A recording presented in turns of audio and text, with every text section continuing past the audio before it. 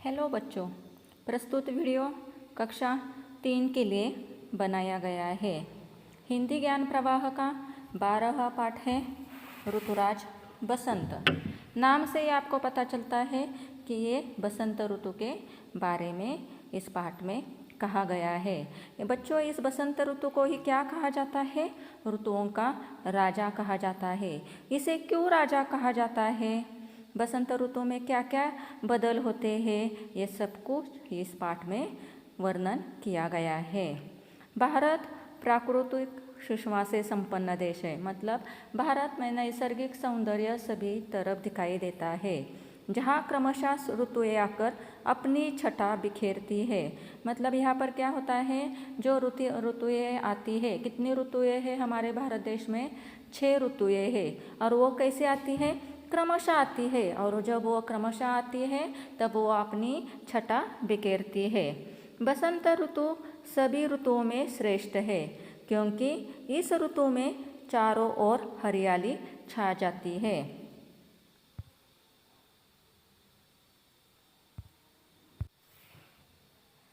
बसंत ऋतु सभी ऋतुओं में श्रेष्ठ है। क्यों श्रेष्ठ है? क्योंकि इस ऋतु में क्या हो जाता है?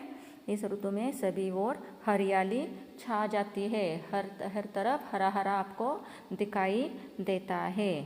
भारत अनेक ऋतुओं का देश है। भारत में क्या है? अनेक ऋतु है। यहाँ एक वर्ष में ग्रीष्म, वर्षा, शरद, हेमंत, शिशिर व बसंत, इन 6 ऋतुओं का आगमन होता है। भारतवर्ष में कितने ऋतु है? 6 ऋतुएं हैं। और वो कैसे आते हैं? क्रम से आते हैं। इनमें बसंत ऋतु सबकी प्रिय ऋतु है। और इसमें से बसंत ऋतु क्या है? सबकी प्रिय है। इसके आगमन पर सभी प्राणी प्रकृति सहित हर्ष और उल्लास से झूम उठते हैं। इसमें क्या होते हैं? सभी प्राणी प्रकृति सहित, में प्रकृति में इस निसर्ग के साथ ही, इस दुनिया के साथ ही क्या होते हैं? हर्ष और उल्लास से झूम उठते हैं। इसलिए इस ऋतु को क्या कहा जाता है? ऋतुराज कहा जाता है। तो बसंत ऋतु को क्या कहा जाता है? ऋतुराज कहा जाता है। क्यों कहा जाता है? क्योंकि इसके आगमन पर क्या होते हैं? सभी प्राणी हर्ष और उल्लास से झूम उठते हैं, क्योंकि उस समय का वातावरण ही ऐसा होता है कि सबको सुहावना लगता है, सबको अच्छा लगता है। ये ऋतु अत्यंत सुहावनी होती है। क्यों होती है ये सुहावनी? आगे अब पाठ में लेखक ने कहा है, इस समय सर्दी का अंत और गर्मी का आरंभ हो रहा होता है। बसंत ऋतु कब आता है? कि जब सर्दी मतलब ठंड का मौसम खत्म होने लगता है और गर्मी का आरंभ होने लगता है। मतलब क्या होता है? ठंड के वजह से आप जैसे ठिठुरते हो, कांपते हो, ठंड तो बिल्कुल अच्छी नहीं लगती ना जब आप कांपने लगते हो। तो ये कब आता है ऋतु? जब ठंड खत्म होने लगती है। जब ठंड खत्म होने लगती है तो उस समय अच्छा लगता है, जब ठंड कम होने लगती है तो। और गर्मी भी क्या करती है? बदन को, शरीर को जलाती है। तो ये गर्मी के प्रारंभ में ज़्यादा गर्म नहीं होता है, वो गर्मी किसी को भी जलाती नहीं है। तो इस समय व्यक्ति क्या चाहता है? इस समय प्रत्येक व्यक्ति बाहर घूमने फिरने का इच्छुक होता है। जब बाहर का वातावरण अच्छा होता है तो बाहर घूमने जाने को अच्छा लगता है। यह इस सुहावनी ऋतु की विशेषता है कि इस बसंत ऋतु में प्रत्येक व्यक्ति बाहर फिरने घूमने का इच्छुक होता है। सभी जीव जंतुओं, पेड़ पौधों में नवजीवन का संचार होता है। सभी जीव जंतु और पेड़ पौधों में नवजीवन का मतलब पेड़ों पर नए नए पत्ते आने लगते हैं। तो नए पत्तों से क्या होता है? नवजीवन का संचार होता है। वृक्ष नए नए पत्तों से लद जाते हैं। वृक्षों से क्या होता है? नए नए पत्तों से वो वृक्ष लद जाते हैं। फूलों का सौंदर्य तथा हरियाली की छटा मन को मुग्ध कर लेती है। और उस समय सभी ओर क्या होता है? हरा भरा दिखाई देता है। और फूलों का सौंदर्य सबके मन को मुग्ध कर लेता है, मोहित कर लेता है। आम के वृक्षों पर बौर आ जाते हैं। बौर आ जाना मतलब हम जैसे बोलते हैं ना, उसे मोहर आ जाता है। उसमें क्या हो जाता है? आम के वृक्षों पर बौर आ जाते हैं और उसके बाद उसे आम लगने लगते हैं। तथा कोयल मीठी मीठी आवाज़ में कुहू कुहू करती है। कोयल को भी यह ऋतु बहुत पसंद होता है और वो अपनी मीठी मीठी आवाज़ में कू करती रहती है। इस सुगंधित वातावरण में सैर करने से बीमारियां भी कोसों दूर भाग जाती है। यहाँ पर बच्चों क्या कहा गया है कि इस मौसम में, इस वातावरण में ऐसा कहा जाता है कि आप बाहर सैर करने के लिए जाओगे तब क्या होता है, सभी बीमारियां कोसों दूर भाग जाती है। ठंडी ठंडी बसंती हवा मनुष्य की आयु और बल में वृद्धि करती है। मतलब सैर करना, बाहर जाकर वॉक करना, घूमना कितना इम्पोर्टेंस होता है ये यहाँ पर बताया गया है। ठंडी ठंडी उसकी हवाएं कैसी होती है, साफ़ सुथरी होती है और वो साफ़ सुथरी हवा में अगर आप घूमने के लिए जाओ तो कुछ कौन सी भी बीमारी छूती नहीं है। और इससे ठंडी ठंडी बसंती हवा में क्या होता है, मनुष्य की आयु, आयु मतलब उम्र, और बल मतलब ताकत में वृद्धि कर देती है। वो मनुष्य की आयु और बल में वृद्धि कर देती है। वृद्धि करती है मतलब बढ़ोतरी कर देती है। खेतों में नई फसल पकने लग जाती है। बसंत ऋतु में क्या होता है, नई फसल पकने लग जाती है। सरसों के खेतों में पीले पीले फूल बसंत के आगमन पर झूल झूल कर हर्ष व्यक्त करते हैं।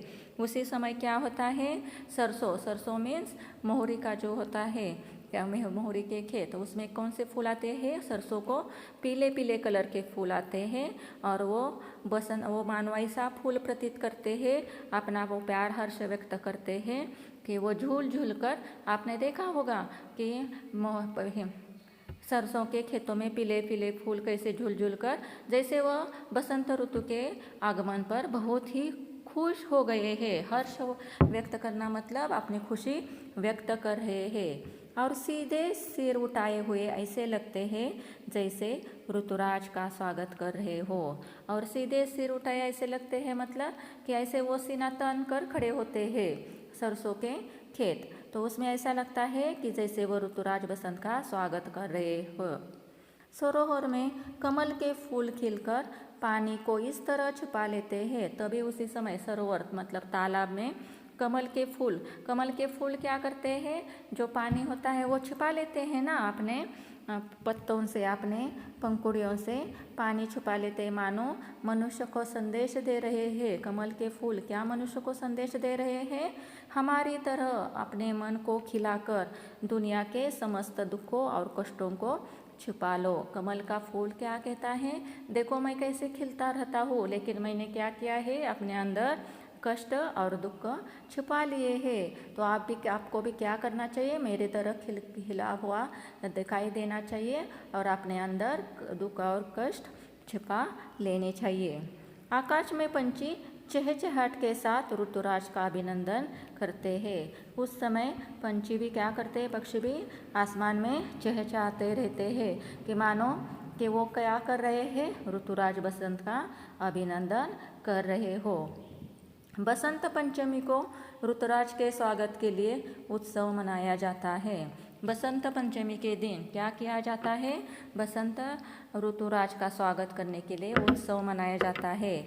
और उस समय वो लोग क्या करते हैं, इस दिन लोग नाच गाकर, खेल कूद कर तथा झूला झूलकर अपनी प्रसन्नता व्यक्त करते हैं। पेड़ों पर क्या लगाते हैं, झूला बांधते हैं और उससे झूला झूलकर अपनी प्रसन्नता व्यक्त करते हैं, गाते हैं, नाचते हैं, खेलते हैं।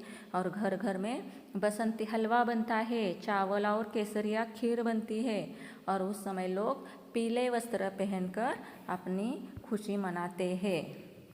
हमें इस ऋतु में अपना स्वास्थ्य बनाना चाहिए, क्योंकि वो क्या होता है, वो ऋतु ही सुहावना होता है और इससे उस ऋतु में घूमने से फिरने से बीमारियां दूर चली जाती है। तो उस ऋतु में क्या करना चाहिए, हमें अपना स्वास्थ्य में आपको हेल्दी रहना चाहिए। और उसके लिए आपको क्या करना पड़ेगा, प्रातः उठकर ठंडी ठंडी हवा में घूमना और प्राकृतिक सौंदर्य का आनंद लेना चाहिए।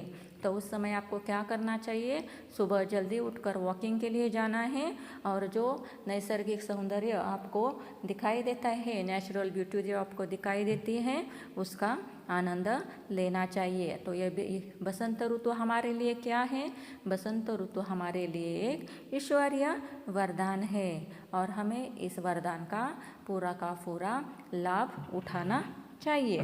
तो देखो यहाँ पर लेखक ने कितने अच्छे तरह से वसंत ऋतु के बारे में कहा गया है। तो इसके आधार पर यहाँ पर जो शब्दार्थ दिए गए हैं वो शब्दार्थ आपको क्या करने हैं, नोटबुक में लिखने हैं। ये सब पाठ खत्म होने के बाद कुछ सवाल जवाब दिए गए हैं, वो आपको अपने नोटबुक में लिखने हैं। पहले आप खुद लिखने की कोशिश करो और अगर आपको कहीं पर कठिनाइयाँ हैं तो जो मैंने लिखा है वो देखकर लिखो। निम्नलिखित शब्दों का अपने वाक्यों में प्रयोग कीजिए। तो यहाँ पर कौन से शब्द दिए गए हैं, देश, मेरा देश भारत है। सब वृक्ष, दूसरा वृक्ष, सभी को वृक्ष लगाने चाहिए। मेरा देश भारत है, सभी को वृक्ष लगाने चाहिए।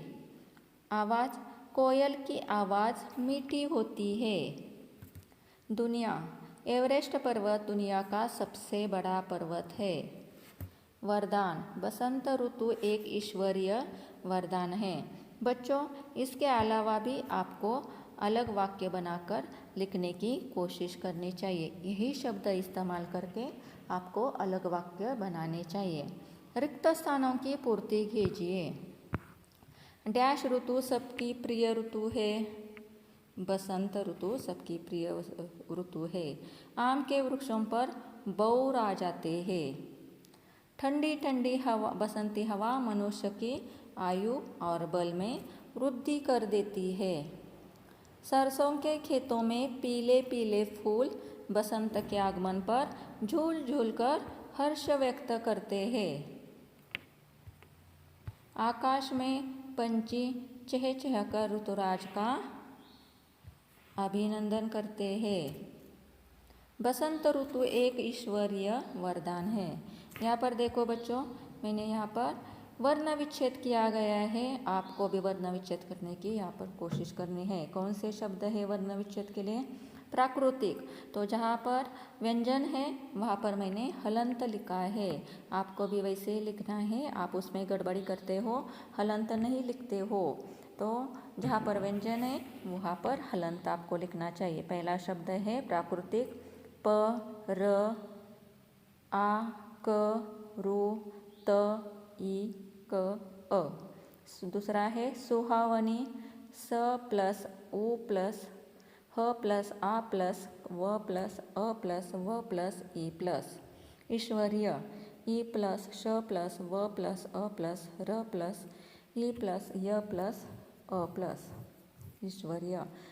हरियाली, ह प्लस अ प्लस र प्लस ई प्लस य प्लस आ प्लस ल प्लस ई प्लस। सौंदर्य, स प्लस औ प्लस न प्लस द प्लस य प्लस र प्लस अ।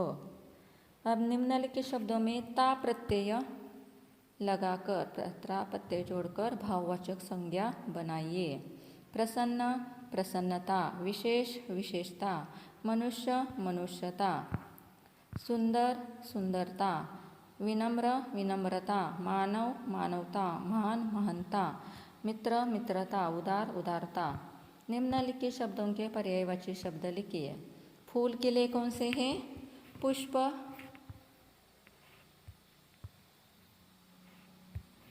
सुमन। आम्र, आम के लिए आम्र, रसाल। दुनिया के लिए विश्व, संसार। सरों के लिए तालाब, जलाशय। आकाश के लिए गगन, अंबर। पेड़ के लिए वृक्ष, तरो। कोयल के लिए श्यामा, कोकिला। कमल के लिए पंकज, सरोज। पक्षी के लिए खग, नभचर। शरीर के लिए तन और बदन। अब यहाँ पर शब्द पहेली दी गई है उसमें से आपको यहाँ पर शब्द दिए गए हैं और उसके विलोम शब्द इस शब्द पहले में दिए गए हैं, उसे आपको ढूंढ कर लिखना है। आप खुद कोशिश करो क्योंकि आपको सिर्फ ढूंढ कर ही लिखना है और बाद में आपका सही या गलत है यहाँ पर देखो चेक करो। वरदान के लिए शाप, आरंभ के लिए अंत, मीठी के लिए कड़वी, बाहर के लिए अंदर, दुख सुख, लाभ हानि, प्रिय अप्रिय, अपना पराया, सर्दी गर्मी। अब इसके साथ ही जो सवाल जवाब दिए गए हैं उसके बारे में देखते हैं। निम्नलिखित प्रश्नों के उत्तर लिखिए। भारत को ऋतुओं का देश क्यों कहा गया है? भारत अनेक ऋतुओं का देश है। यहाँ एक वर्ष में ग्रीष्म, वर्षा, शरद, हेमंत, शिशिर और बसंत इन 6 ऋतुओं का आगमन होता है, इसलिए भारत को ऋतुओं का देश कहा गया है। बसंत को ऋतुराज क्यों कहा जाता है तथा इस ऋतु की क्या विशेषता है? बसंत ऋतु के आगमन पर सभी प्राणी प्रकृति सहित हर्ष और उल्लास से झूम उठते हैं, इसलिए बसंत को ऋतुराज कहा जाता है। इस ऋतु में सर्दी से कोई ठिठुरता नहीं और गर्मी किसी के शरीर को जलाती नहीं है। प्रत्येक व्यक्ति बाहर घूमने फिरने का इच्छुक होता है। इस सुहावनी ऋतु की विशेषता है। सरोवर में खिले फूल मनुष्य को क्या संदेश देते हैं? सरोवरों में कमल के फूल खिलकर पानी को इस तरह छिपा लेते हैं मानो मनुष्य को संदेश दे रहे हैं कि हमारी तरह अपने मन को खिलाकर दुनिया के समस्त दुखों एवं कष्टों को छिपा लो। बसंत पंचमी का उत्सव लोग कैसे मनाते हैं? बसंत पंचमी के दिन लोग नाच गाकर, खेल कूद कर तथा झूला झूलकर अपनी प्रसन्नता व्यक्त करते हैं।